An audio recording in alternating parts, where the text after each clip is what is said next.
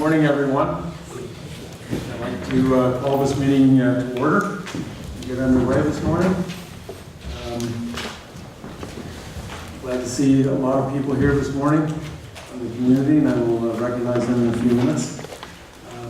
Any declarations of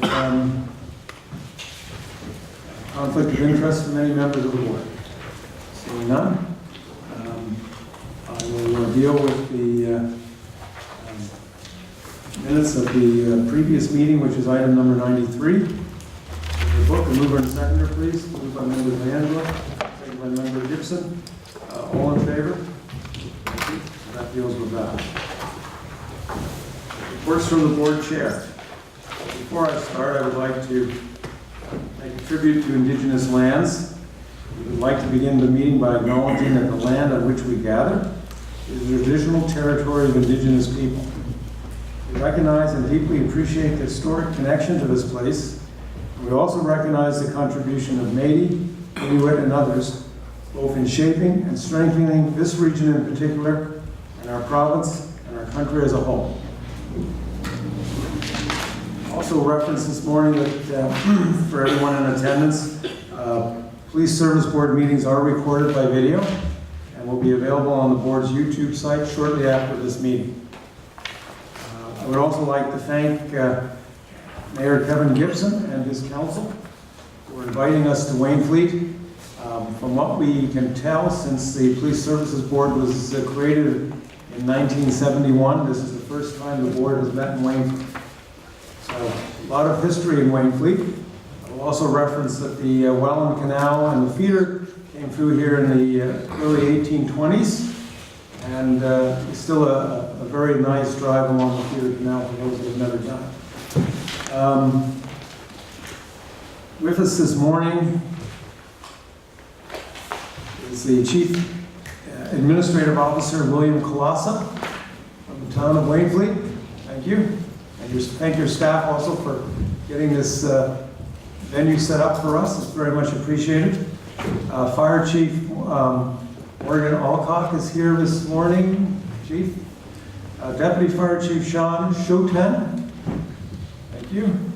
And we have a counselor this morning, Sherry Van Vliet. Thank you and welcome. So, as you are aware, the board decided to change the location of the board meetings today in an effort to promote community awareness of the role of the board and to stay in touch with the community concerns over policing issues. And the Chief will speak to that in a few minutes. The board has decided to hold at least 2 public interest and community engagement meetings a year in our local municipalities. And we look forward to visiting the town of Pelham on September 26th, as well as other parts of the region in future years. We only, I think, have 4 communities that we have not had a board meeting at. Thorold, Grimsby, Lincoln, St. Catharines, even we met there for a number of years, and also Niagara Falls, even though we meet there as well. I would also like to take this opportunity to welcome citizens to our meeting. I believe there is 2 people here from Wainfleet. And I will also point out this morning we have a very honored guest of Liz Whitlett. He served with dedication for the Niagara Regional Police Force for 30 years or more. How many more? 30? 32. 32 years. Grizz and I were instrumental in starting the audio-visual unit at headquarters way back in 1984, 85, if I remember. After the presentation today, the following items of business listed on the agenda, the meeting will then have an open opportunity for community members for general comments and questions. So we do ask for public input during that session.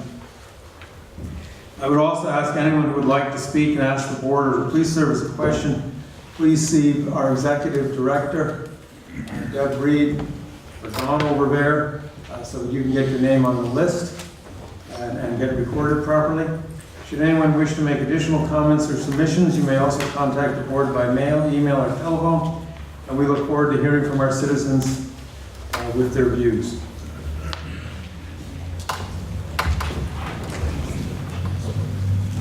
So Before I get too further into this, I will ask Mayor Gibson if he has some comments for us this morning. Thank you, Chair.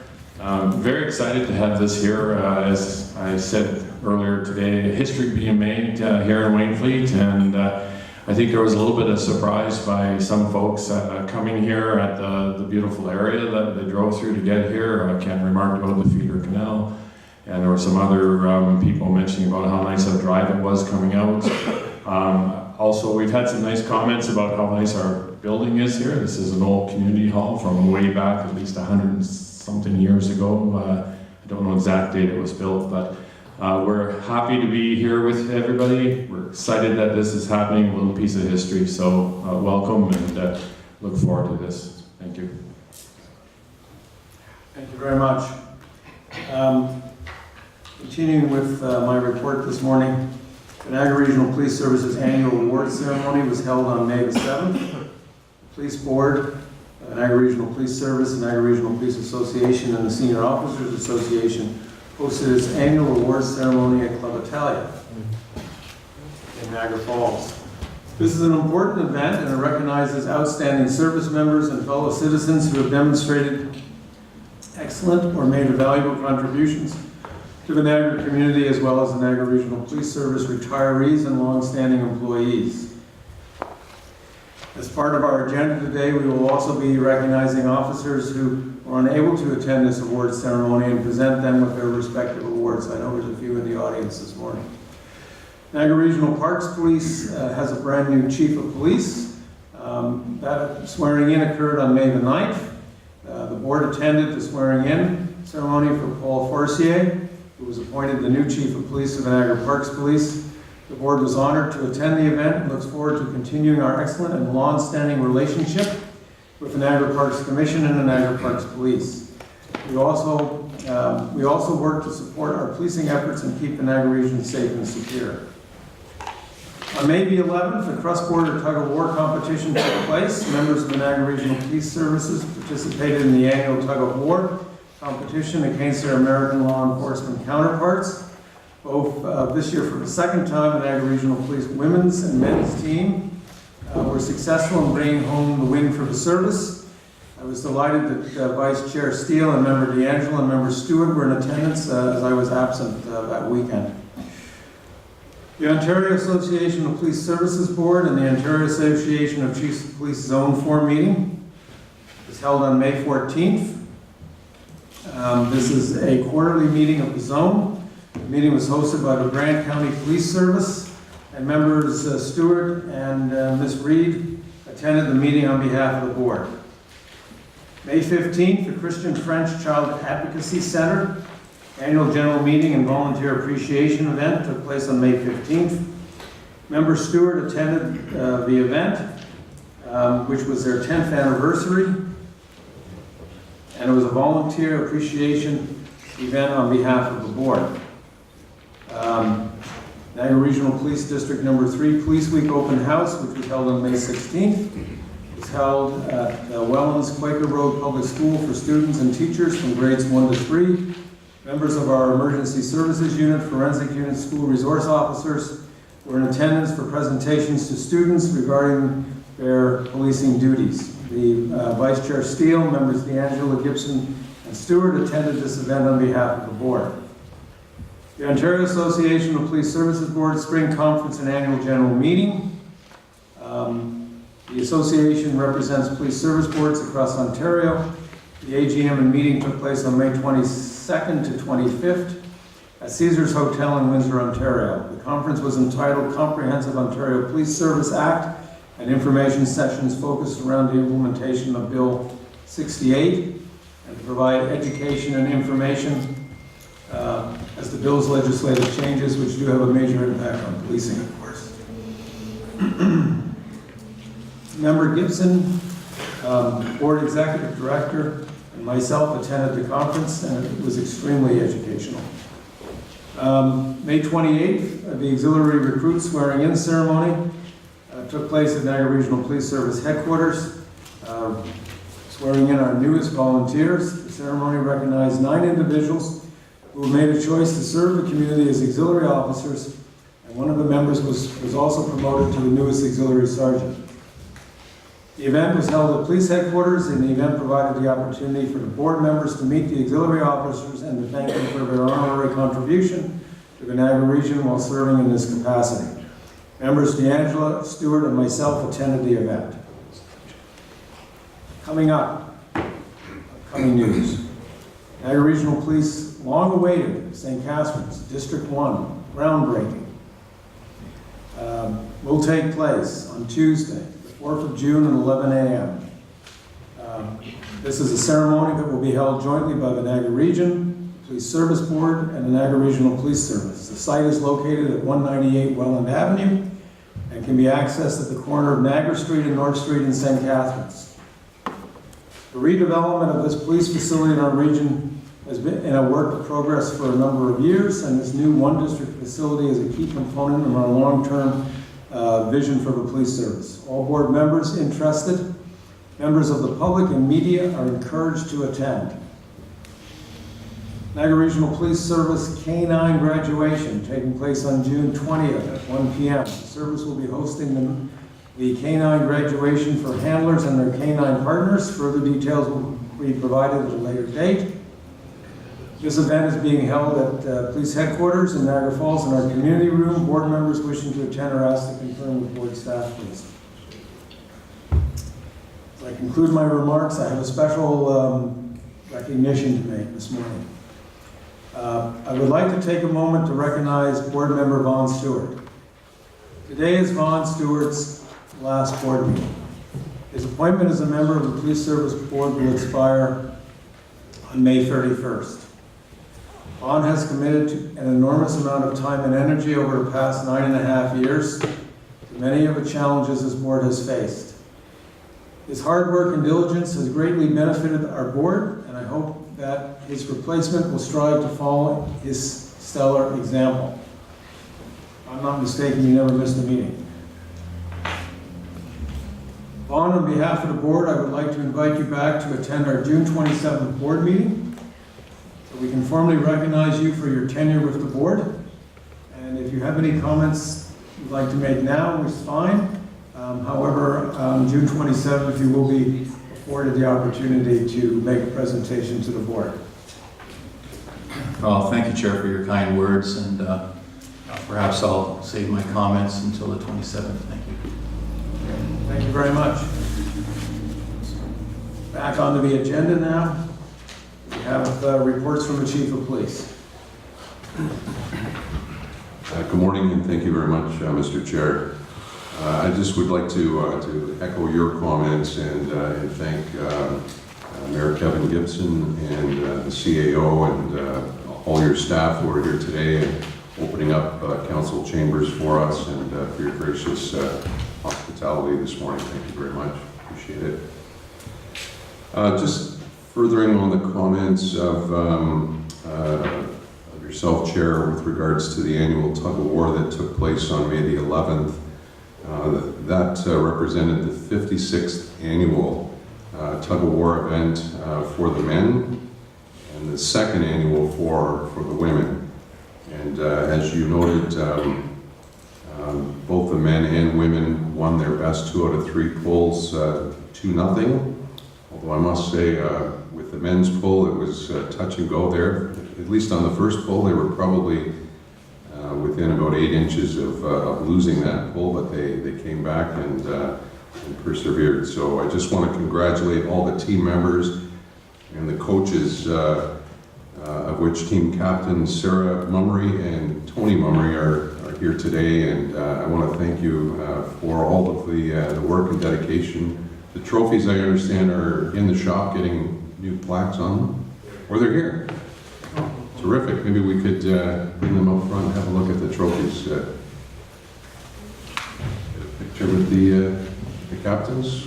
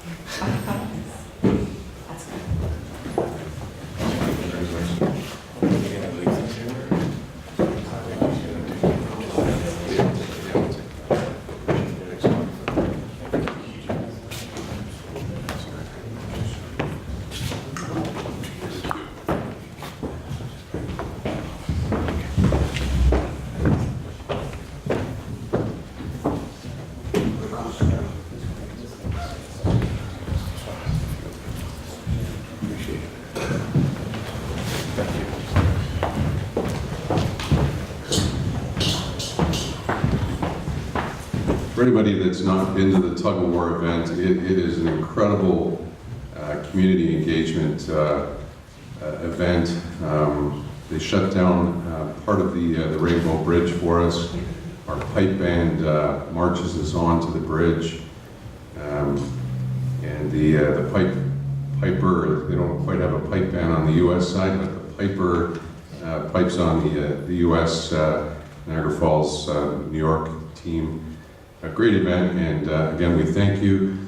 Just, I think it's worth noting as well that as a result of fundraising by the tug of war team, they raised $300 on that particular day, which has been donated graciously to the Cops for Cancer initiative that is near and dear to our hearts, and as well $500 in food was donated to Project Share. So thank you to Sarah and to Tony for your leadership, and to all the team members. Thank you. Moving on to the Constable Joseph McDonald Memorial Police Basketball Championship on May 17th. Members of the Niagara Regional Police represented the service in London, Ontario, competing in the Constable Joseph McDonald Memorial Police Basketball Championship tournament held annually in remembrance of the fallen Sudbury Police Constable Joseph McDonald. In 1993, Joseph McDonald was shot and killed in the line of duty during a traffic stop. Following his death, the annual Ontario Police Basketball Championship was renamed in his memory. Each subsequent year, the basketball tournament has been hosted by police services across Ontario and recently into Quebec. And funds raised from that tournament are donated to charity. The NRPS will be hosting the tournament in April and May of 2020. And when we hosted two prior occasions, over $5,000 was raised and donated to Special Olympics and Project Impact on each of those occasions. So it's a great event in that respect. In this year's tournament play, Niagara defeated a talented York Regional Police team and then suffered a defeat to the physical Montreal team in playoffs. Niagara had a rematch against Montreal, and Niagara seized the opportunity and defeated Montreal in another physical game to make it to the Final Four. Unfortunately, in this round, Niagara was outmatched and was knocked out of the tournament by the Ontario Correctional Services team. And ultimately, the Ottawa Carleton team won the championship. In total, there were 11 enforcement agencies who participated in this year's event. And of course, I want to congratulate the team members who proudly represented the Niagara Regional Police Service. As you're all aware, on November 29th, 2018, in the town of Pelham, there was an incident between two on-duty Niagara Regional Police officers. This led to serious injuries being sustained by one of our officers. The Special Investigation Unit was notified, invoked their mandate, and eventually arrested and charged Detective Sergeant Shane Donovan for attempt murder, aggravated assault, and assault with a weapon. As part of this investigation, I requested that the OPP conduct an investigation of the same incident as it pertained to any possible criminal wrongdoing that fell outside of the scope of the SIU mandate. And on May 22nd, as a result of the OPP investigation, Constable Nathan Parker was arrested and charged in relation to this incident. He's been charged with assault peace officer, assault with intent to resist arrest, and assault with a weapon. And he will be appearing in court on June 10th. I just really want to thank the OPP for assisting us with that investigation. The SIU and OPP retained carriage of those respective investigations relating to those two officers. On May 23rd, members of the Niagara Regional Police received information from U.S. law enforcement through the RCMP of an online threat towards a school. The threat was believed to have originated in St. Catharines. Our one district detectives immediately entered into an investigation and identified a residence in St. Catharines where the online threat had originated from. A search warrant was executed, resulting in the arrest of a 27-year-old male and he was charged with the offense of uttering threats. Investigation revealed that no particular school was identified as part of the threat, and the accused is not currently a student at any facility that could be classified as a school. Detectives continue their investigation. Another fine example of collaboration that takes place between Canadian law enforcement agencies and as well our law enforcement partners in the U.S., and we're thankful for their assistance. Just with respect to our homicide investigations, during the reporting period of April 25th to May 28th, we did not have any either any homicides or any attempted murders. Our year-to-date statistics are we've had 3 homicides in 2019, and we've not had any attempted murder investigations. As compared to 2018, we had 2 homicides for the year and 7 attempted murder investigations. In 2017, it was 3 and 3, and in 2016, 1 and 1. There was 1 fatal motor vehicle collision and 2 life-threatening injury motor vehicle collisions in the month of April. Looking at our yearly statistics, so far in 2019, we've had 4 fatal collisions, and we've had 4 life-threatening injury collisions within that same time frame. In 2018, we were at 15 fatal collisions and 18 in 2017. So we're certainly trending favorably in the statistics thus far in 2019, and we certainly hope that trend continues. Just in regards to those collisions, on Thursday, April 25th, we responded to a report of a 2 motor vehicle collision at Bowen Road and Sunset Drive in the town of Fort Erie. Investigation revealed that a gray Honda Fit motor vehicle was being driven southbound on Sunset Drive by a 54-year-old female from Grimsby. The female was attempting to proceed from a stop sign and was struck by a gray Toyota Corolla that was being operated by a 29-year-old male from Fort Erie. Collision occurred on Bowen Road and Sunset Drive. Female driver, unfortunately, was pronounced at the scene. Male driver was treated for minor injuries and released from hospital, and that collision remains under investigation by our collision reconstruction unit. On April 13th, we responded to a report of a single motor vehicle collision on Garrison Road and Arthur Street in the town of Fort Erie. In that incident, investigation revealed that a Toyota Corolla was being driven by a 65-year-old female eastbound on Garrison Road. The vehicle crossed both of the westbound lanes and exited the roadway, striking several items, including a hydro pole. The female driver suffered serious injuries and was taken to a local hospital before being airlifted to an out-of-town hospital, and that collision as well remains under investigation by our collision reconstruction unit. And then on Friday, April 26th, we responded to a single motor vehicle collision on Regional Road 27 in the township of Wainfleet. Investigation revealed a gray Nissan Altima driven by a 35-year-old male with a 29-year-old female passenger was traveling northbound on Regional Road 27. The vehicle left the roadway, striking the guardrail and then striking a tree. The male driver was airlifted to an out-of-town hospital with serious injuries. The female passenger, fortunately, was not injured, and that too remains under investigation. Some items in the news. In February of 2019, detectives from our Guns, Gangs, and Grow Unit and the St. Catharines Street Crime Unit initiated a drug investigation into drug trafficking in the city of St. Catharines.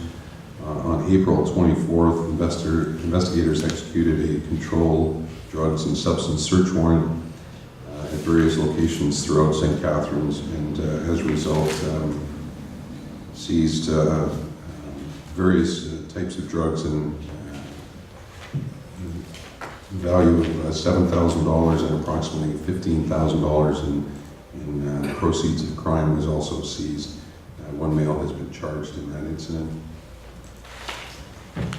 The Niagara Regional Police Service marked the annual Police Week from May 12th to May 18th. Since 1970, Police Week has been observed in May to coincide with Peace Officers Memorial Day, recognized internationally on May the 15th.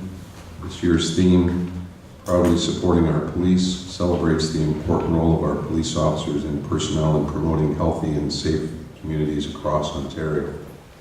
Niagara Regional Police Service hosted a number of community events to engage with our citizens throughout that week, including local district visits with schools, community open houses. We hosted Coffee with a Cop in Port Colborne, and of course the 56th annual tug of war took place. In April of 2019, members of the 2-district street crime unit commenced an investigation into the distribution of stolen property. That investigation led detectives to a business known as Niagara Pawnbrokers, located on Main Street in Niagara Falls. As a result of that investigation, detectives were granted a search warrant for Niagara Pawnbrokers. 3 employees of the business were arrested on site, and the detectives seized in excess of $30,000 worth of property believed to be stolen. Includes items such as jewelry, power tools, bikes, and electronics. Seized property is believed to be stolen from several break-and-enters and thefts that have occurred throughout the region. Also seized was approximately $40,000 in currency believed to be proceeds of crime. Great work by our officers there in that incident.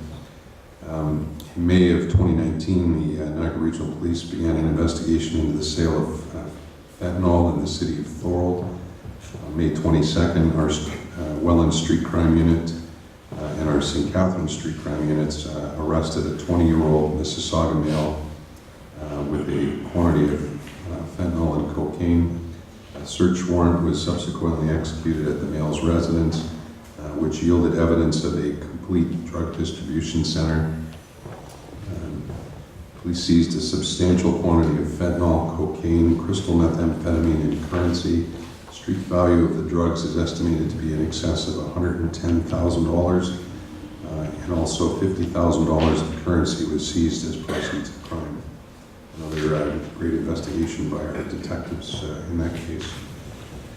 And then a unique incident here on May 27th in an effort to identify and curb ongoing issues reported by local businesses and residents within the downtown St. Catharines area. Police engaged in a directed evening bicycle patrol within the downtown core. The initiative provided officers with the opportunity to not only interact with business owners and local residents, but also with tourists in the area. At approximately 7:50 p.m., our officers were dispatched to the area of Riordan and Queenston Street for a report of a male who was actively graffiti tagging the wall of a local business. Utilizing their bicycles, officers were able to respond quickly and discreetly to the area, which allowed them to locate the suspect in the act of defacing the site of the business with spray paint. The individual was subsequently arrested and charged, and again, a great initiative on behalf of our uniform officers in being able to respond to community complaints in that area. So that concludes my remarks. Thank you, Chair. Thank you very much. And I will also comment that arrest in St. Catharines by bicycle with graffiti, job well done again, and shows an innovative approach to policing in a downtown. Moving on, our next item is number 94. It is Niagara Regional Police presentation by Inspector Sean Dodd, District 3 Commander, and he will be providing a presentation addressing local policing issues, enforcement efforts, and targeting initiatives specific to the town of Wainfleet. So, Sean, if you'd like to come forward, I need a mover and seconder to put this on the floor. Moved by Member Stewart, seconded by Member D'Angelo.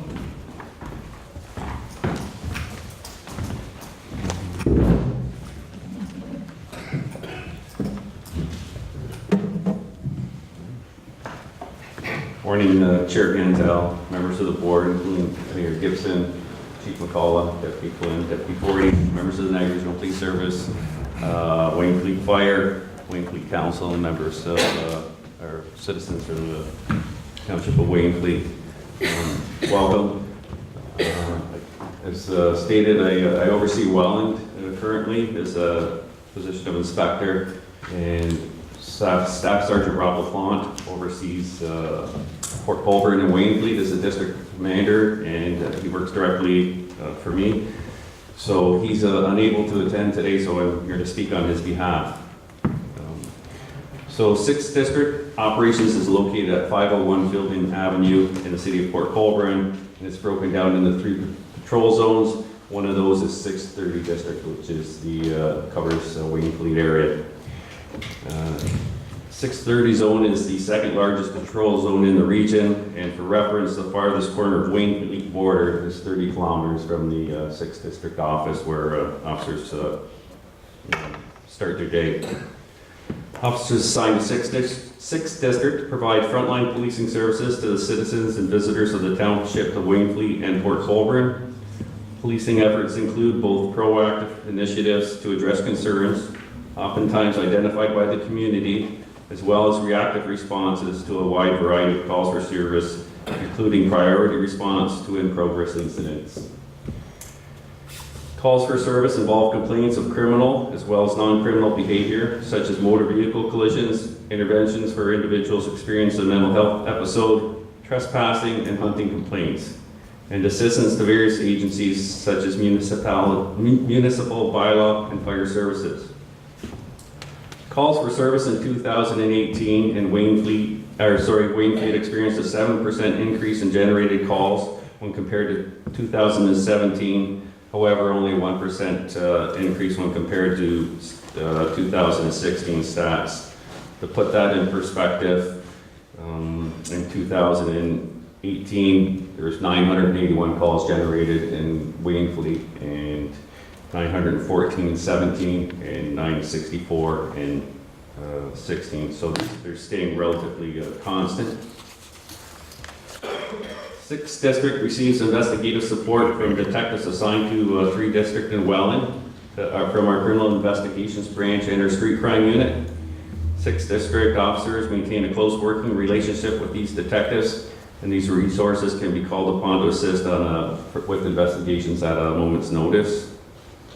I know they often attend down to Port Colborne and to their briefings and keep apprised of what's going on in the Wayne Fleet area as well as all Port Colborne. So those resources are constantly available.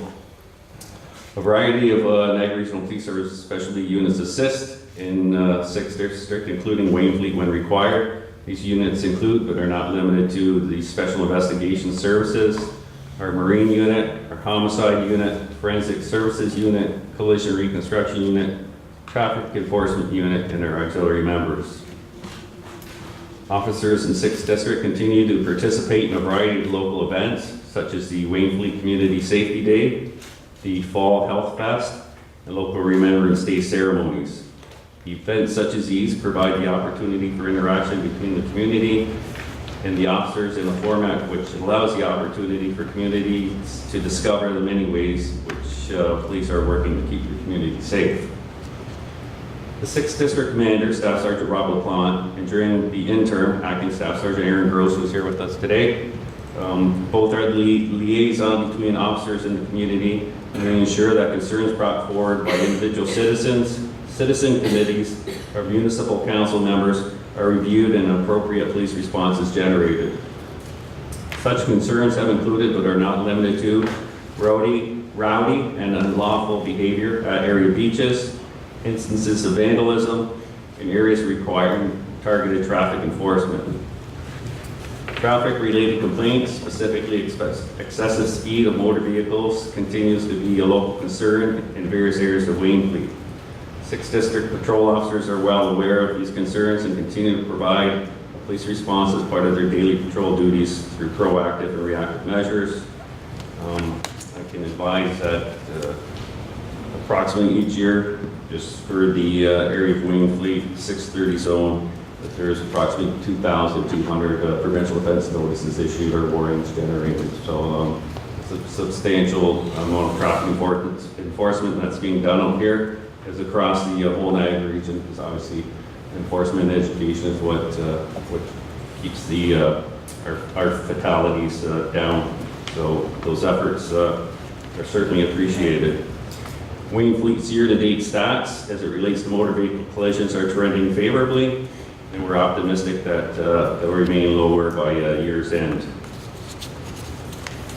The 6th District Commander has always enjoyed an open line of communication with Wainfleet city officials and the Wainfleet community. Both assist us in identifying local issues and areas of concern. This relationship and open dialogue allows city officials, community members, and the Niagara Regional Police Service an opportunity to formulate an appropriate strategy in order to best address the items of concern with the ultimate goal of mitigating its impact on the community. In addition to utilizing patrol cars, 6th District officers have themselves being deployed on ATVs in order to patrol areas which are inaccessible by other means of transportation in order to provide targeted enforcement measures. In January of this year, 6th District members led a proactive community initiative which allowed uniformed officers to utilize ATVs during their patrols of numerous trails and miles of shoreline in Wainfleet and Port Colborne. The main focus of Project Cottage Checks was to check all the residents along the shoreline of Shirkston, Port Colborne, and Wainfleet. They did this in a month-long initiative, covered approximately 36 kilometers of shoreline, attended numerous full-time and part-time residents, and at times left calling cards. The initiative was deemed a huge success based on citizen feedback and the numerous contact cards that were returned to 6th District. A number of events occurring within Wainfleet and Port Colborne would require specialized police response unique to each event. An example, this past year, a joint initiative between Fort Erie 5 District, 6th District officers, and school resource officers provided a response to the annual Beach Day event, which was held on June 1st of 2018. Traditionally, Beach Days sees a large number of high school students attend area beaches. These students choose to be absent from scheduled school classes, a practice which is unsanctioned by the school board. Through operational planning, uniformed school resource officers were present at beach days in both 5 and 6th District. The 6th District beaches included Long Beach and Wainfleet, Pickle Beach, and Augustine Beach in Port Colborne. We're very happy to report that the event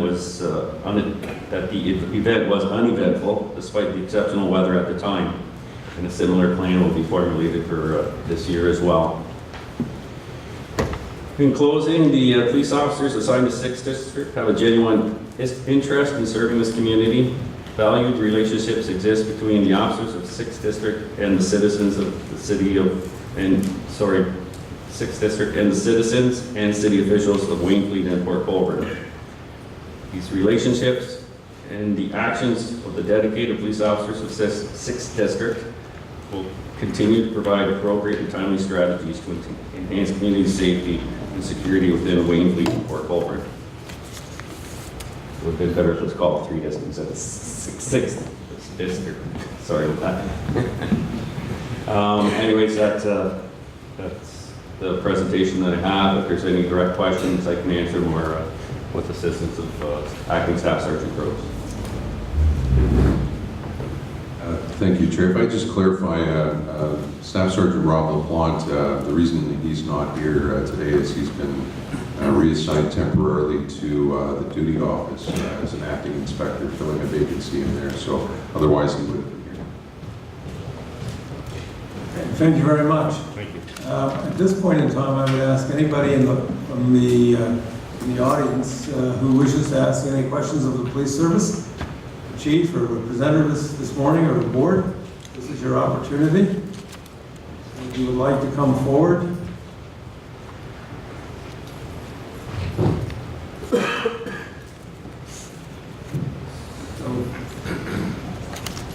That mic there is the best for you. Just let us know your name, please.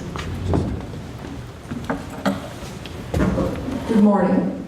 My name is Joan Anderson. I'm a longtime resident of Wainfleet. I'd like to firstly thank the board for opening the floor to citizens, particularly in Waverley for our first time. Also, through you, Chair, I really just wanted to make a comment to Chief McCullough.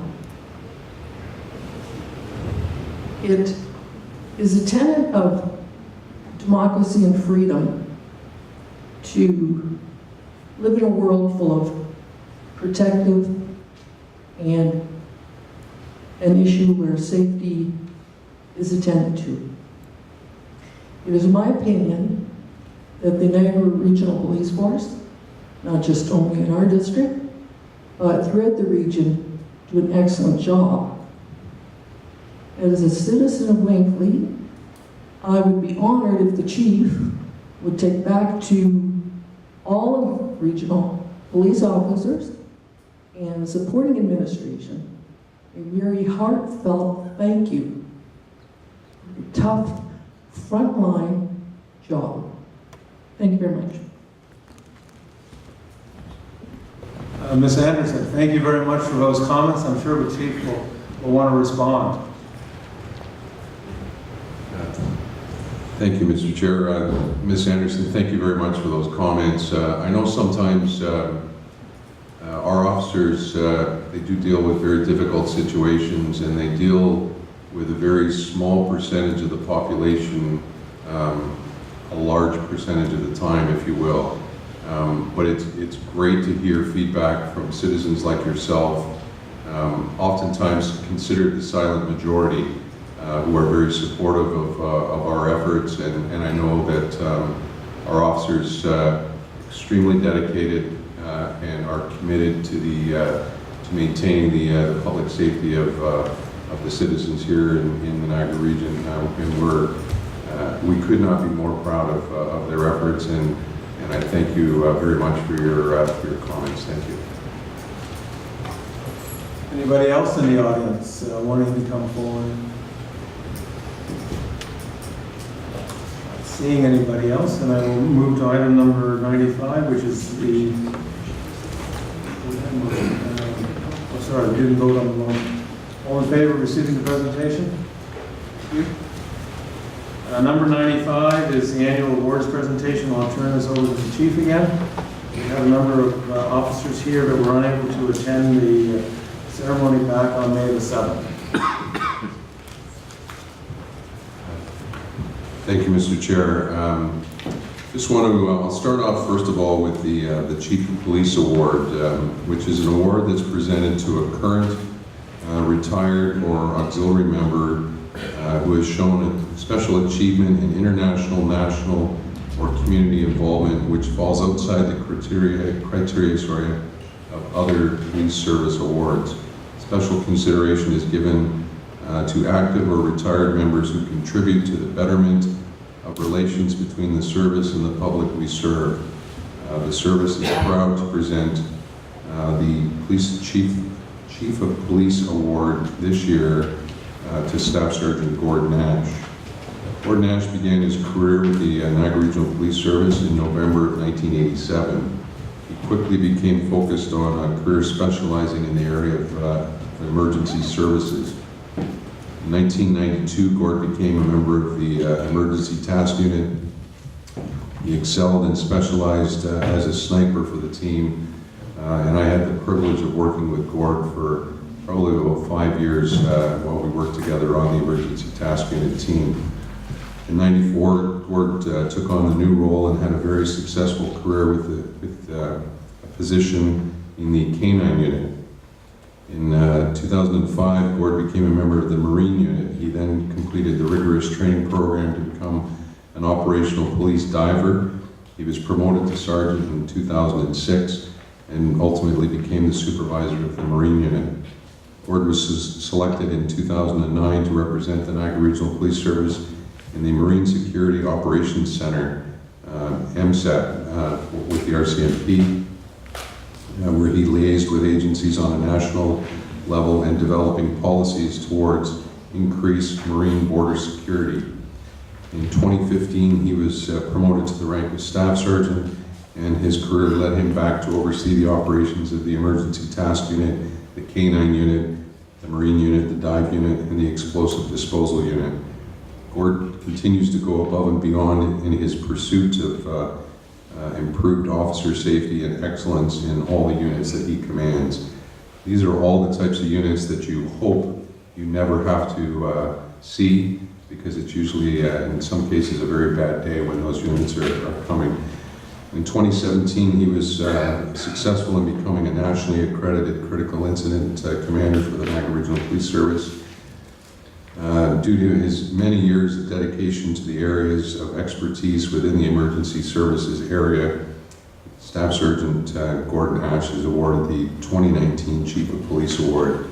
I just want to finish by saying dedicated, conscientious, hardworking, and passionate are all words that describe Gord, a true asset to the community and an even better person. Congratulations, Gord.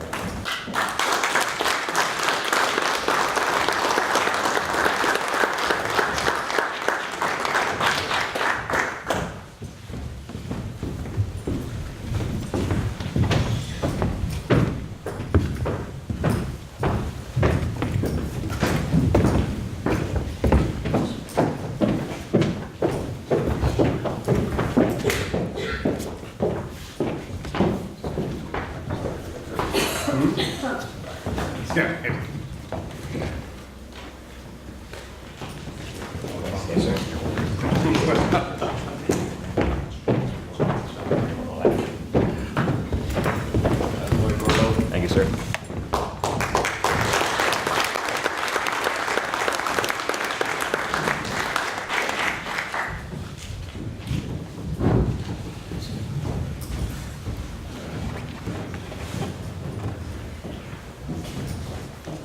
The next two awards were for District Officer of the Year for one district and for Executive Services, and I'll read out their bios, and then we'll maybe have them come up together and we can present them at the same time. So the one District Officer of the Year was Constable Sam Jackson. Constable Jackson is in his 6th year of policing with the service, and he has spent the entirety of his time in 1 District St. Catharines. He is a reliable and extremely conscientious officer who has gained the admiration and respect of all fellow officers. While working in the busiest district in the region and dealing with the highest call volume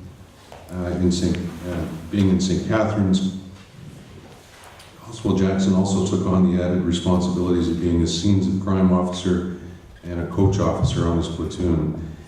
Constable Jackson routinely goes above and beyond the call of duty, whether it involves stopping whatever he's doing to help fellow shift mates with their investigations by explaining what charges to lay and provide rationale for proceeding with particular charges over another, or just helping them with computer issues that they may be having. Constable Jackson is a leader amongst the platoon and undoubtedly well-respected and a dedicated member of the police service who genuinely enjoys policing our community and helping our people. Constable Jackson has just recently completed studies at the Ontario Police College and is now a member of our Forensic Services Unit. So congratulations, Constable Jackson. Hold applause to the end. Constable Sandy Mackay is the Executive Services Officer of the Year. Constable Mackay is a very reliable, dedicated member of our training unit. He enjoys opportunities to mentor both new instructors at the training unit and members returning to the workplace for remedial training. Responsible for reviewing all use of force reports that are submitted across the service. Constable Mackay is thorough, and his attention to detail is captured in these reports, as well as his lesson plans for the bike course and supervisor course, which he's recently revised to include a blended class of both sworn and civilian members. During the anticipated rollout of cannabis, Constable Mackay volunteered to participate on a provincial cannabis working group where he had input on the training that would be delivered to our officers. He has prepared a lesson plan for in-service training where sworn members will benefit from his experiences on that committee. For more than 5 years, Constable Mackay has been an assistant judo instructor at a Welland club and continues to be actively involved in this community. And congratulations to both Sam and Sandy. Thank you.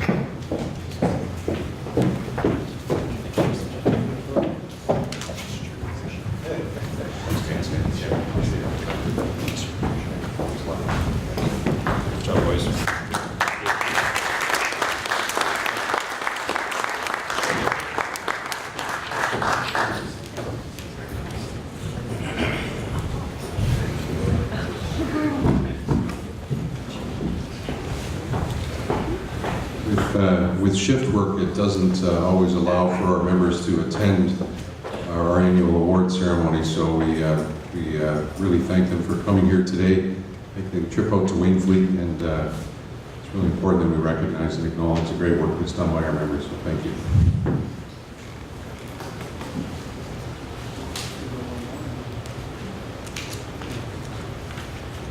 So just for housekeeping purposes, I need a mover and seconder for that presentation. Moved by member DeAngelo, seconded by member Kendrick. All in favor? Thank you very much. Again, it was great to see everyone out today. Really appreciate your attendance, and again, express my sincere appreciation for the work you're doing with the service. It certainly does not go unnoticed. And again, thank you, Chief, for bringing the officers down this morning so that we could present those awards that they were unable to make on this early part of the day. So thank you. Moving on, we have a consent agenda items which range from numbers 96 to items number 113. We have a mover and seconder to put that block on the floor. Member Stewart, seconded by member McKendrick. We'll take them in order. Anybody wish to go first to state the item number? Member Stewart. Thank you, Chair. I have a few items, but I'll start with item number 97. That's the monthly overtime report. And my question revolves around strategies for mitigation of overtime. I know that over the years we've had saved some overtime money and put it into some pre-hires for uniform people, which allows us to backfill retirements in a more quick fashion because of the training required. And I notice the trend upward in meeting minimum staffing in civilian because of a number of critical positions. I guess for the benefit of the public, I'm assuming that those would be positions such as 911 call takers, prisoner management cells, all of those kind of things that we must have regardless. I'm just wondering if there's any current plan or future plan to say, would that model of doing some pre-hiring and pre-training for those special positions be of any benefit to making better use of the money, rather than giving an overtime, make better use of the money by having people ready to fill in on projected retirements? I wonder if that's been dealt with or whether it is being dealt with, and if you could expand on behalf of myself and the public. Through you, Mr. Chair, it certainly would be of assistance. We have the good fortune, I guess, if you will, of having temporary employees who are trained and qualified as communicators to assist in backfilling vacancies that occur in the communications unit. So if we had additional temporary employees, that would certainly allow us more flexibility in reducing the amount of overtime. We're also looking at alternative shift schedules in the communications unit.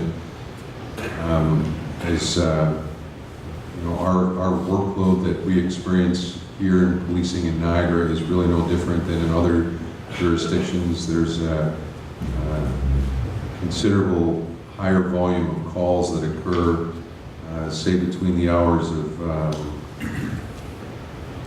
noon and midnight, and between midnight and noon. So that the goal is to, with looking at different shift schedules and existing schedules within the collective agreement, to be able to modify the shifts to have our people at peak deployment times where the highest volume of calls are in. And certainly in that area, the communications unit is where one area that's driving civilian overtime, as well as in our prisoner management unit, which is another area that's 24/7, and again 7 days a week. So those are two key areas that drive that overtime.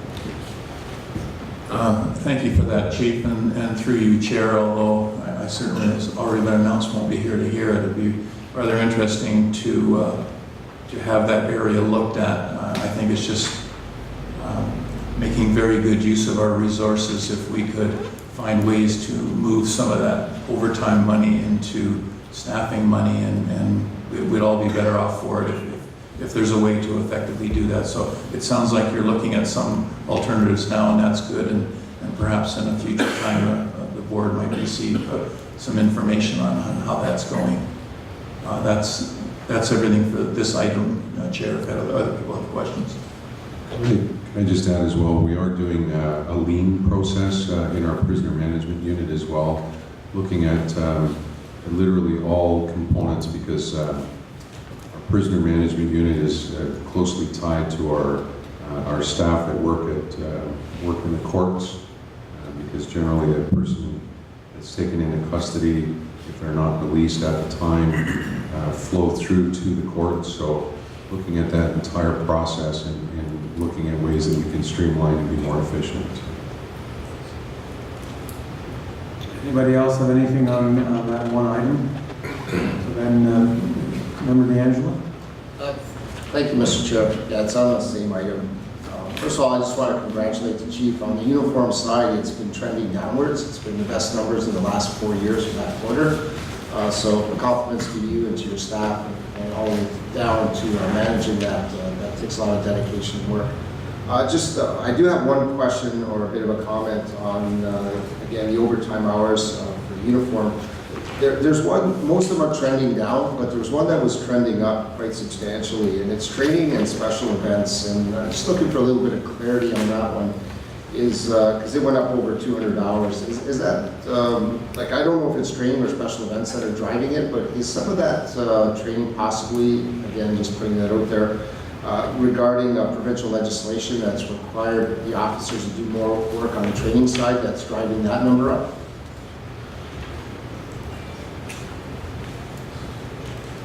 I'm going to turn to Ms. Laura Rouleau, who's waving her hand there, that has the answer for you. She's our finance manager.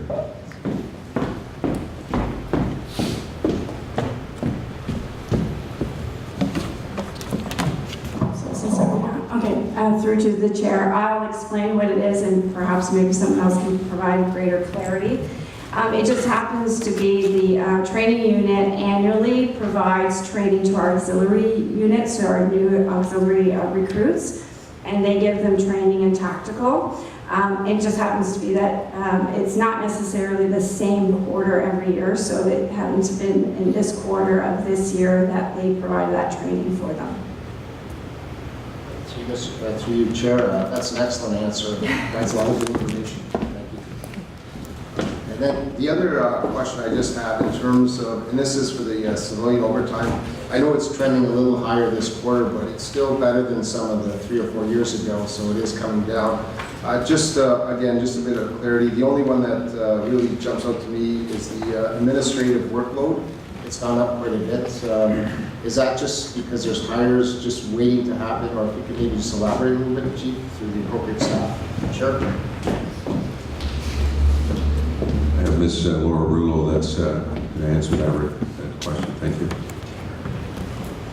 Okay, so through to the chair, it's similar to what we were speaking to earlier. We've had civilian overtime in 2 specific departments, and mainly because we've had staff absences. So these are areas where we need civilians with very specialized, highly skilled, and we can't use our temps for that. So it just happened to be that we've had some absences in 2 specific departments that have created that overtime.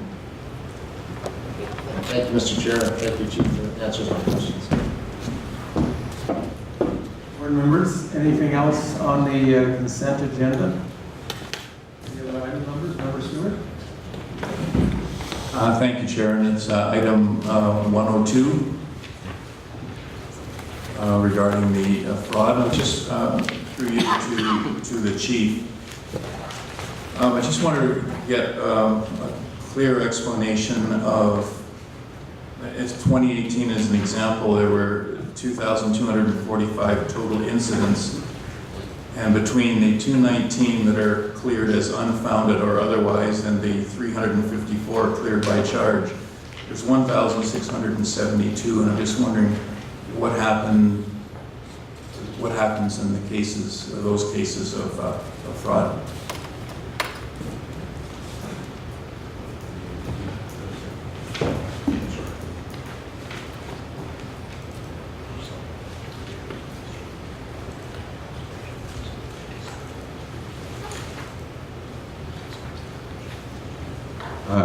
Through you, Mr. Chair, I can't speak to that at this point in time. I can certainly give you, get back to you through the chair and provide some clarity on that for you. Okay, thank you for that. You know, I'm perfectly willing to, you can let me know by tomorrow. But We'll try and have that answer by the end of the meeting. But if not, maybe the other board members would like to know. There just seems to be a wild number there that an explanation, I think, would be good on that front. That's all I have for that item, Mr. Chairman. If anybody else has questions on it. I just, on that item, on number 102, Chief, just a question. On page 5, you talk about the fraud unit detectives attending approximately 20 organized functions. Educate and inform seniors, which I sort of take from that as a bit of a focus on victimization of senior citizens in some of these frauds. What steps are being taken to get to, let's say, a wider group of senior citizens within our region? 20 organized functions. What's the ability of the service, let's say, to try to get to 40 this year or something like that? Through you, Mr. Chair, it's certainly something that we can advocate for, and there's, I know through social media we try and put tips out onto social media, on Twitter, Facebook, on different scam alerts that are going on. I think it's a matter of capacity for that unit as well, in terms of fairly high volume of calls to investigate, but we can certainly seek out further opportunities for them to deliver training to our community at our headquarters or at various communities throughout the region. You haven't come up with sort of a pamphlet or a handout by any chance, do you?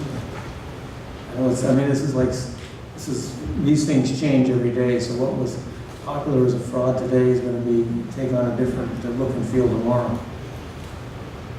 We used to we used to have a crime prevention unit, and we had a number of pamphlets back in the day, and we've gone away from the pamphlets largely because, as you mentioned, trends seem to emerge pretty quickly, and trends change from sometimes week to week as opposed to year to year. So when those trends are occurring, we tend to use social media as best we can, and also the traditional media as well. When we become aware of a particular, when we become aware of a particular fraud that's occurring. Thank you. Other items on the thing, Member D'Angelo? Thank you, Mr. Chair. Just on this same topic, just looking for a bit of advice here for the general public. I know one of the fraud ones that I consistently experienced through my professional life is the CRA fraud, revenue agencies, where especially the elderly get phone calls saying they owe back taxes, and they're threatening them, and then they're also threatening an issue of a bench warrant or warrant for their arrest. Is there anything that you would suggest to those? Like, do you want them calling in when they receive a phone call like that? Traditionally, a lot of my clients call me, and then I sort of reassure them. I've had the same call myself, and I've had that bench warrant issued on my name too, so nothing's happened of it. I just sort of ignore it. But is there anything from a police perspective that you'd like to see the general public help you out with that? Or is that something that you're getting a lot of calls on? Certainly, we would like to know about those instances when they're happening. I can tell you that as a matter of practice, we do not issue emails to people, or neither does Revenue Canada, to let them know that a warrant has been issued for their arrest. We will typically just go and arrest you before sending an email out.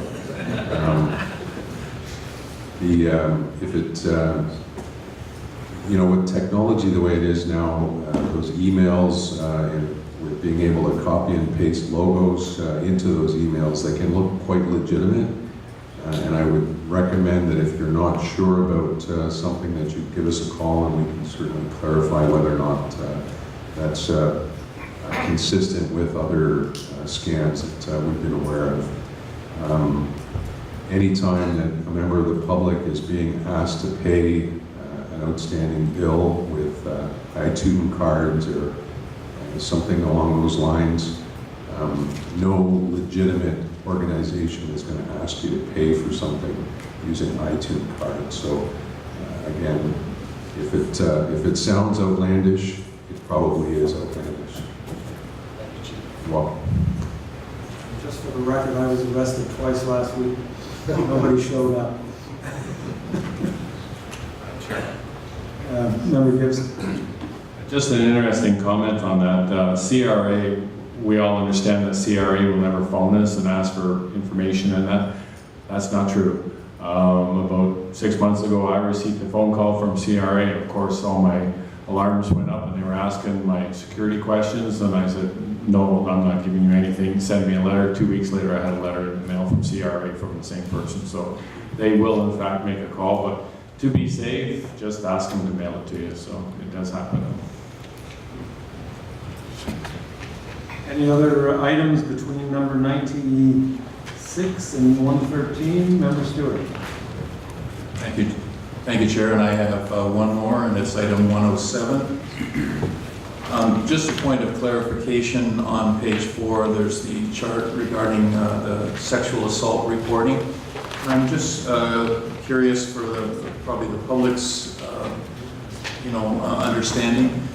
Is this sexual assaults including all age groups, or is it just adult sexual assaults and are children under child abuse or whatever different category, or is it all included in this report?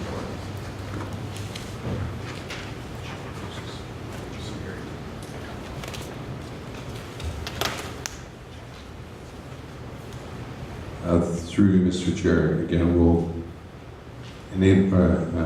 we will vouch to get that answer for you before tomorrow, before you retire from the board. I believe that whether or not an individual is under 16, I think those statistics would be captured in this, but Gary Holden, who's our records manager is going to clarify that information for you. Thank you for that, Chief, and thank you, Chair. I'm finished with any of these items. Okay, thank you. Not seeing any other board members wishing to speak on the items, we have a mover and seconder for this. Show of hands in favor. Thank you. The consent agenda items are not dealt with. Now moving on to item number 114. This is the strategic plan. I need a mover and seconder to put this item on the floor. And also, we are approving today the strategic plan for 2019 to 2021.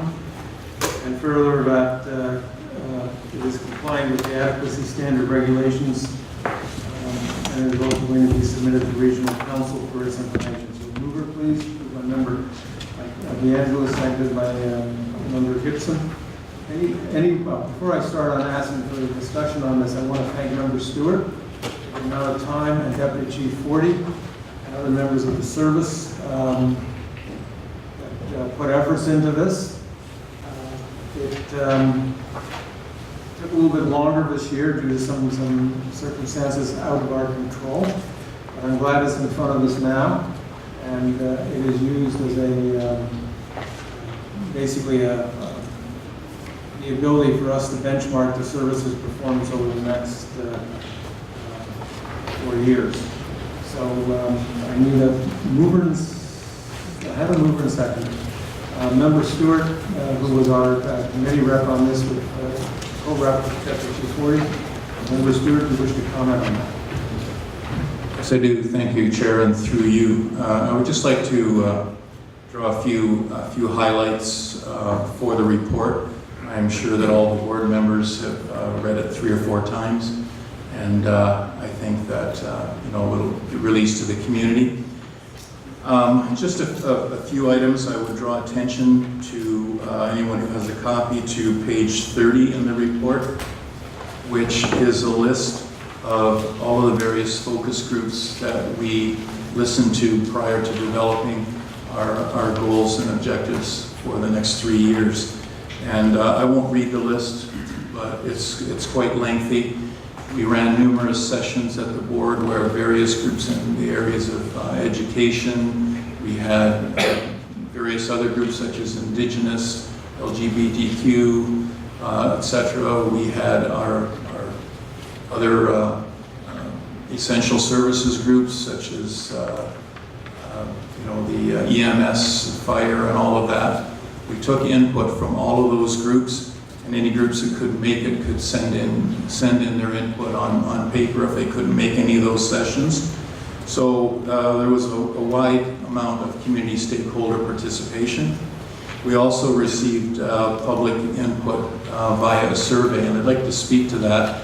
I know that this process will undergo significant change for the next strategic plan comes forward, assuming that there are not legislative changes, but currently the legislation has been enacted that this type of thing will become community-driven. It will become driven by councils, such as regional council or whatever, and then the police and all of those become stakeholders in that process for a community well-being plan. So this might be the last one under this particular scenario.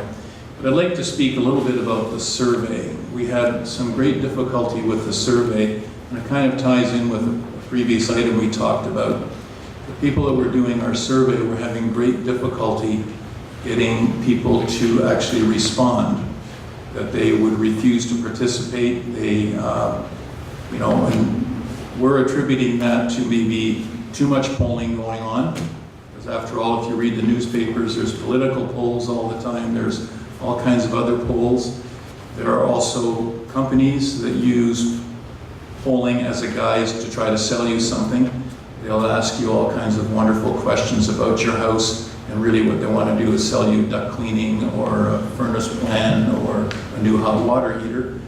And I think this, people have become a little bit jaded when somebody starts on the phone call and they hang up.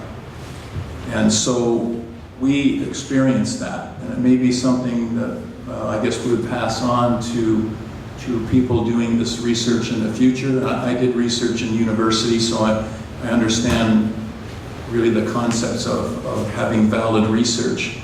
And you need a certain number of people for it to be really valid.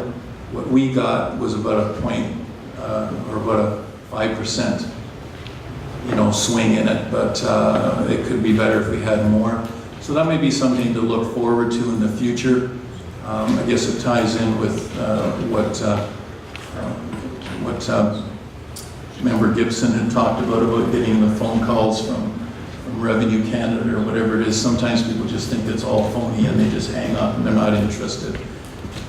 The next item I'd like to draw attention to is actually page 31, which was the working committee.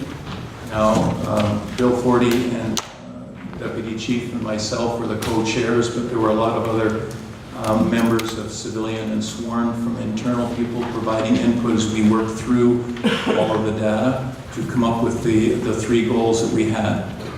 So I'd like to personally thank them. I know, Chair, you already have, but for those people that sort of gave up that extra time and effort to be going over all the data, going over and coming up with what is, we believe, a very doable plan.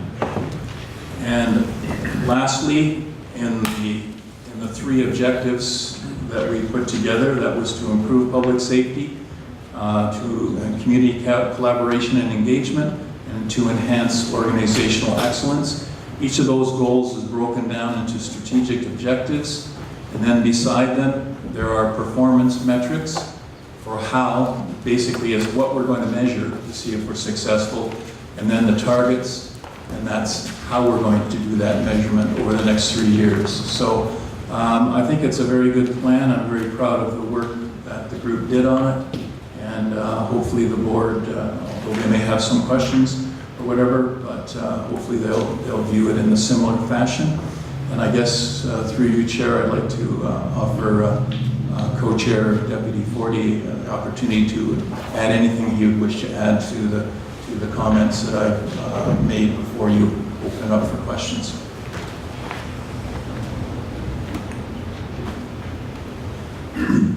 Thank you, Member Stewart, and through you, Mr. Chair. I think I would be remiss if I didn't acknowledge Member Stewart's tireless work ethic through this process, and obviously his advanced intellect in helping us advance significant discussions. As he referenced, there was significant community engagement and consultation. And I'll just quickly, it's referenced in the report, but I'll just quickly put it on the record if I might. Member Stewart referenced the internal consultation. We had significant engagement across our service, and I thank the men and women for that. We engaged elected officials from across the region. We brought them all to our office, and the chief addressed them all as we worked through this initiative. We engaged diverse communities, as referenced by Member Stewart, a broad cross-section of all the communities that live, work, or play in our region, inclusive of First Nations communities as well. We engaged academic institutions, doctor divers who played a very, very significant role in advancing this initiative, ensured that we had elected officials, representatives from all the academic institutions. So thanks to Dr. Divers for his efforts in that capacity, and also in putting all of our respective thoughts into this document. We had representatives from Health and Social Services. We had representatives from all the first responding agencies and first responders across the region. And we had representatives from our BIAs and Chambers of Commerce. So we felt that we were trying to get meaningful feedback and input from the community, and ultimately that resulted in the document that you have in front of you. So really what I would just like to say is, thanks to the Chief for his leadership on this, and thanks to all the persons that participated in our trying to get as much feedback and input as possible. Thank you both for those comments. Member D'Angelo? Thank you, Mr. Chair. Just a few comments here. I too want to thank everyone. I just joined the board here. All the heavy lifting was done in terms of putting this plan together, so it's just in front of me. I'm a key person. I'm a person who really feels that strategic plans are very important for organizations. This is a great roadmap. It allows the chief and the staff to work through the targets, the performance metrics, and the targets very effectively over the next 3 years here. So I think it's great that we have this, that we're moving forward on it. Again, thanking everyone for the great work. Looking through this, and one of the goals I really have been impressed upon here is goal number 2, the fostering of a culture of community collaboration engagement. That's always a key to success in any organization, and especially Niagara. If you want to make it a better place and have it work more effectively, the collaboration and engagement is key. And again, looking back at some of the past moves the police board has done by coming out to communities such as Wainfleet, those are key drivers that will get the engagement there, and also you get better collaboration once you have engagement there. So being new to the board or rejoining just recently, I commend everyone that was involved with this. I think you've done a great job and look forward to implementing it over the next few years. Okay, thank you, Chief. Thank you, Chair. Just on that comment, Member D'Angelo, I just want to highlight the collaboration piece. I think 10 or 15 years ago, as police services across, probably across the country, we felt we could do it all, and we didn't seek out a lot of collaboration from the community or cooperation from the community.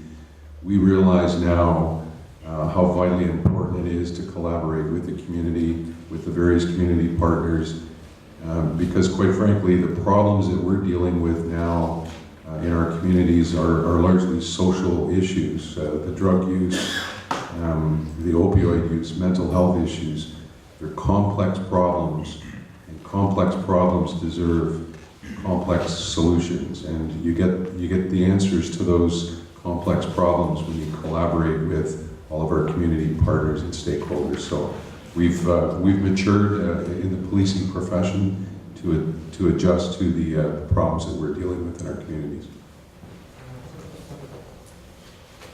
Okay. Just one last comment that I'd like to make. Dr. Divers, I know your hand has been in this, so my thanks to your dedication in working with the 2 co-chairs and getting this document out. And also for the number of officers and civilian members who had input from the service. A lot of knowledge is within our 1,024 members, and I'm glad to see that the service had consultation with everyone who wished to. And I think this is an excellent strategic plan, and I would echo the comments by Member D'Angelo that it's a document which one uses going forward as a measurement of the performance of the service.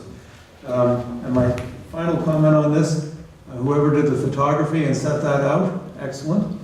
So I appreciate attention to detail when it comes from a photographic perspective, so this is well done here. So we have a mover and seconder.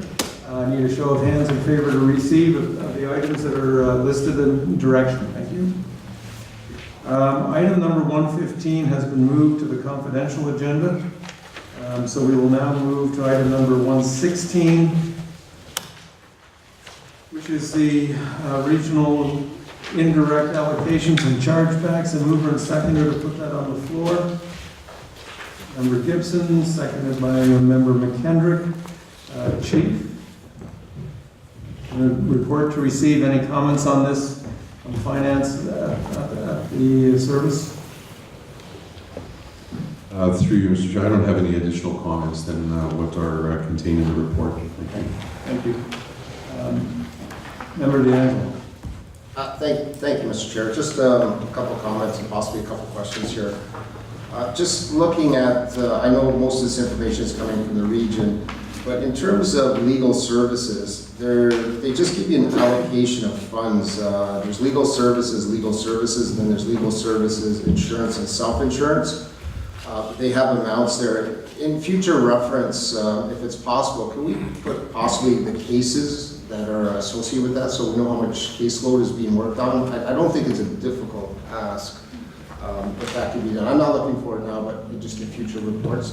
gives a better indication, because we talk about 1.2 million, but I don't really know how many insurance cases that is, and so it could give me a bit more feedback. I think some of that deals with our litigation items against the board and the service.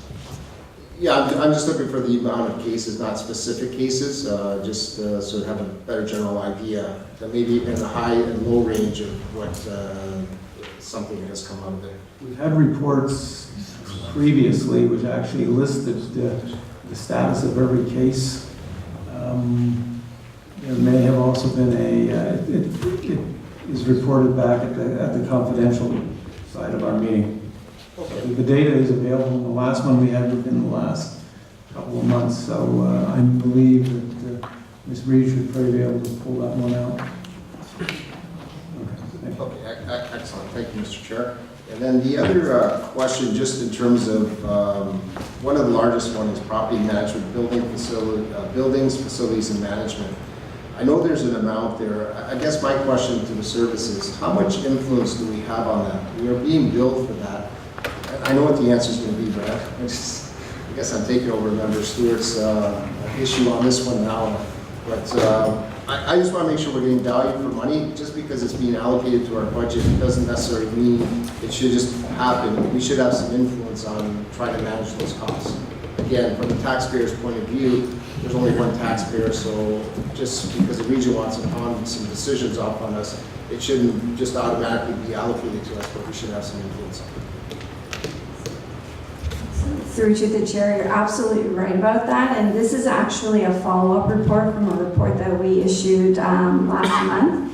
And you'll recall that in there, we always present to you the indirect allocation budget, and you're right, we have very little influence in terms of the allocation that we receive. And so one of the biggest things that we wanted is to have a service level agreement set between the service and the region with those types of services that they do provide to us.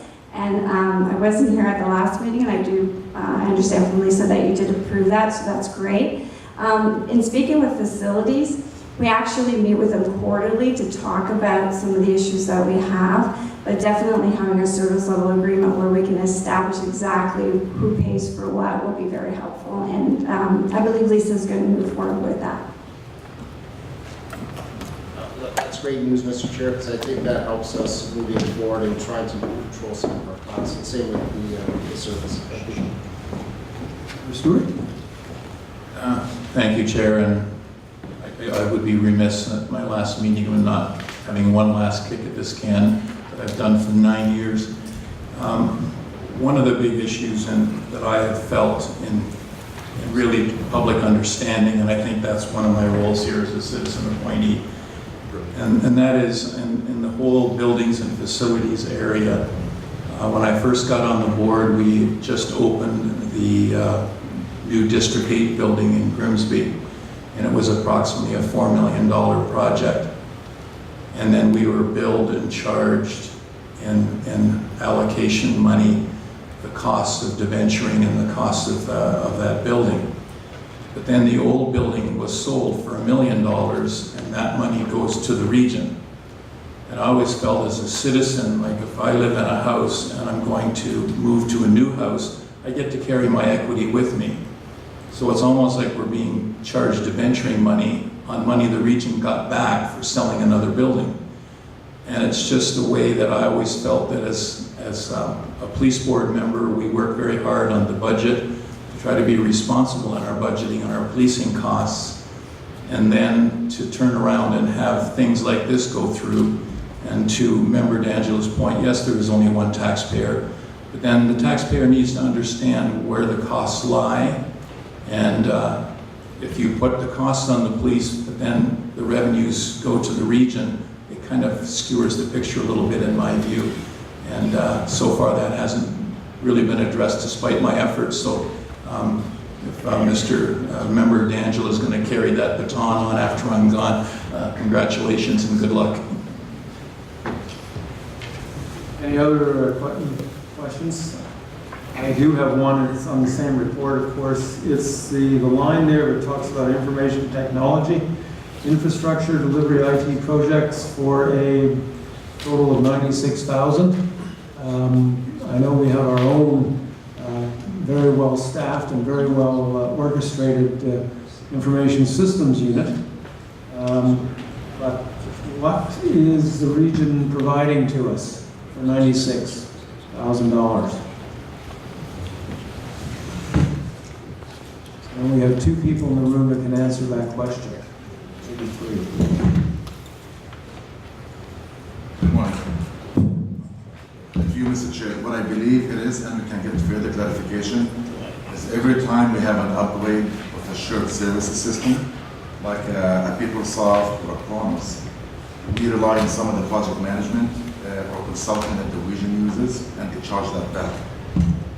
But I can't confirm that. I believe it's to do with any implementation of any enterprise resource management system, like a financial or a scheduling system that is hosted and owned and run by the region.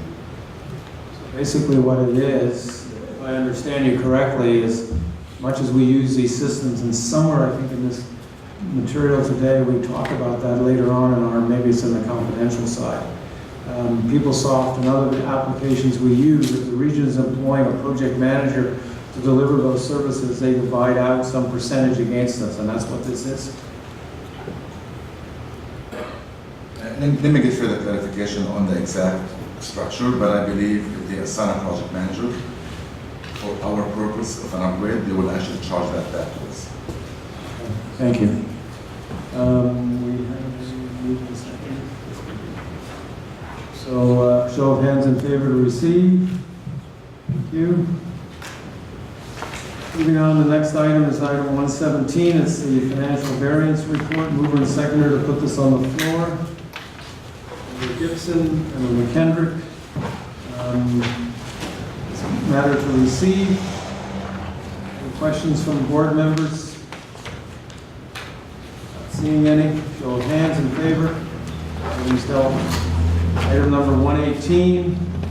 That's the Versaterm Annual Maintenance and Support Agreement. I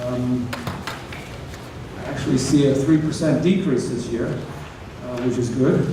So the board is approving this invoice is for $178,534.87. Mover and seconder for that. Member D'Angela, Member Stewart. Any discussion from board members? Show of hands in favor. How come we got off easy? Item 119, very similar. EJAS, Case Management System. It's approval of an invoice again, for a total of $115,039.68. Mover and seconder. Member Gibson, Member D'Angela. Any discussion from board members? Show of hands in favor. Thank you. Dealt with. Item number 120. Special fund request, use of service name and logo, Port Care School Lunch Program. I'm certainly very much aware of Port Cares because I've supported them in the past. The board is approving a donation of $1,000 from the special fund in support of the school lunch program, and further, the board is approving the use of the Niagara Regional Police Service name and logo for use in the 2020 Port Colborne Community Calendar. Mover and seconder. Member D'Angelo, Member McKendrick. Any discussion from board members? Show of hands in favor. Item 121. On special fund request, Joe McDonald Memorial Basketball Tournament. Oh, sorry. Did I skip? Sorry. 121 is the Canadian Association of Police Governance. This is a donation of $1,000 from the special fund in support of the 2019 annual general meeting. Mover and seconder. Member Stewart, Member McKendrick. Any discussion by board members on this item? Not seeing any. Show of hands in favor. 122 is a special fund request for the Joe McDonald Memorial Basketball Tournament. It's $700 from the special fund. I know we've had service members in this tournament. Actually, an interesting schedule, how that was put together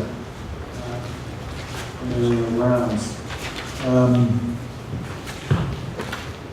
Mover and seconder to put that, member D'Angelo, seconded by member McHenry. Any discussion on the donation? Not seeing any, show of hands. Thank you. 123. 123 is a special fund request. I believe this is a new one coming forward. For donation of $500 special fund to the Niagara Region's first responders refuse to lose participants competing in the 5K Foam Fest Run. Mover and seconder. Member McKendrick, seconded by member D'Angelo. Any discussion from board members on this? Seeing any, show of hands in favor. This item is dealt with.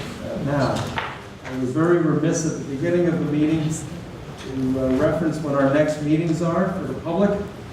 The next meeting of the Police Services Board takes place on Thursday, June 27th at 8:30 at the Community Room, Police Headquarters in Niagara Falls. And I would expect a few citizens from Wainfleet to visit us in Niagara Falls. And then the next committee meeting is on Thursday, June the 13th, again, 8:30 in the morning, Community Room at Police Headquarters in Niagara Falls. Unless there's any other items of service, Chief? Through you, Chair, I just wanted to clarify the one question that related to report number 102, which was the fraud report. It's my understanding that the number or the increased number of calls that have been assigned to the fraud unit are largely as a result of as we had talked about before, the Canada Revenue scams and a lot of incidents that are generated where they lead us overseas, and unfortunately that pretty much ends our investigative avenues in those instances. So a lot of incidents that are reported, but unfortunately not in many cases a lot of workable leads for us to follow up on. So that results in I guess a lower clearance rate in those cases, but valuable information nonetheless for us to be able to inform our public. Member Stewart.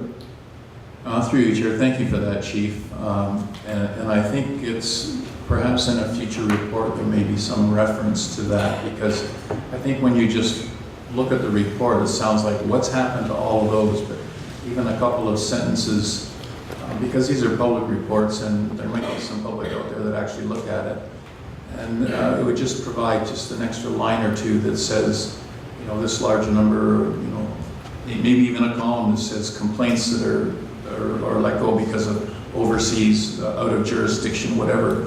And out of that 1,600, maybe 1,000 of them are that. And that all of a sudden puts a little more perspective in it from the idea of the public's point of view. Thank you.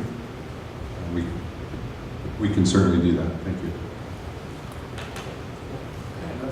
Not seeing any other items. The meeting is adjourned. We'll take a break for approximately 20 minutes, and then we will move into the confidential session. I thank again the Township of Wainfleet, through the mayor here, for allowing us to be here this morning, and also thank the councillor and the citizen representatives that came this morning. It's very much appreciated, and I hope this has given you a bit of an insight into the workings of the Niagara Regional Police Services Board. Thank you.